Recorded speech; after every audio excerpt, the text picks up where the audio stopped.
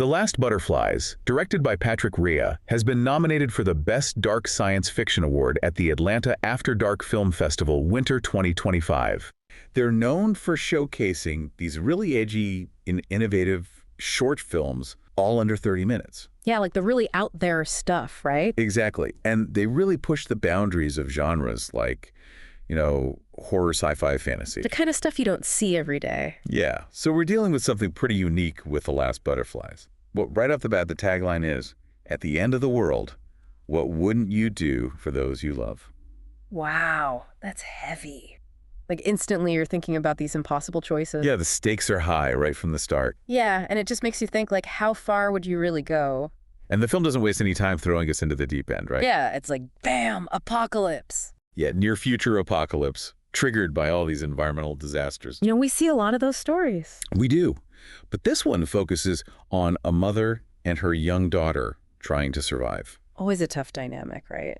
Especially in that setting. Yeah, and what's interesting is the director Patrick Rea, he's actually known for his horror and suspense films. Oh, really? So he's coming at this from a different angle. Exactly, and I think that background really shapes the story. I was going to ask about that, does that influence how he portrays this post-apocalyptic world? It totally does. In the source material, he even mentioned that he finds climate change and humanity's darker side to be truly frightening. Yeah, that makes sense. He's used to exploring the dark parts of the human psyche. Right, so he brings that same sense of dread and unease to this post-apocalyptic world. It's not just about the external threats, but the internal ones too, right? Exactly. The choices people make, how society unravels. It's all there. And that's what makes the story so powerful. It's about more than just surviving the apocalypse. It's about what makes us human, even in the most extreme circumstances. Totally. And what I think really brings that home is that the story is told entirely from the perspectives of the mother and daughter. Makes it more personal. Yeah, so much more intimate and emotional. We're right there with them every step of the way. And the critics seem to agree. The festival judges were really impressed with lead actress Whitney Wegman-Wood. Oh yeah, they were raving about her performance. Especially the opening scene where she's burying a body. Whoa, that's how it starts. Yeah, it's a powerful hook. They specifically mention that. I can imagine. It definitely grabs your attention. Makes you wonder, who is she burying? What happened? You're immediately drawn into the mystery. And that darkness, that sense of foreboding. Yeah, exactly. It sets the tone for the whole film. Speaking of that opening scene with the burial, what did you think of that choice from a storytelling perspective? I think starting with a burial is pretty bold.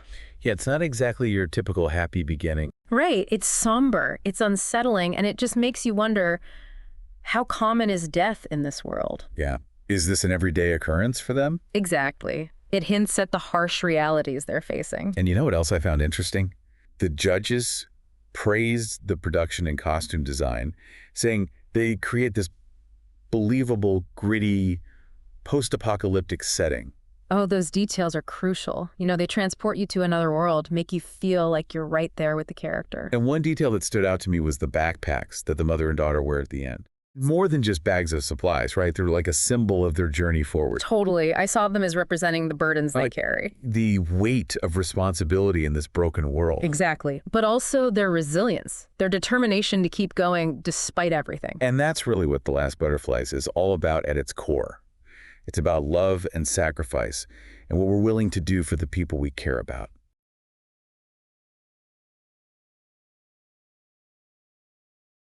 Are you submitting your creative work to film festivals? There are small details that could potentially be the difference between getting selected or rejected on the film festival circuit. Hi, this is Michael Fair, and I've been a film festival director for more than 15 years. I've reviewed thousands of submissions. Would you like me to show you how to present your work in a way that every film festival director loves to see? You wouldn't believe how many submissions have incomplete information that negatively affects your chances of getting selected. Avoid common, costly mistakes that other filmmakers and screenwriters are making every day. Before you spend another $1 on submission fees, you should purchase the Film Festival Submitter's Handbook, now available on Amazon in paperback, ebook, and Kindle formats. Click on the link in the description of this video and order a couple of books today, one for yourself and another for a friend who is ready to start their film festival submissions journey. Thank you.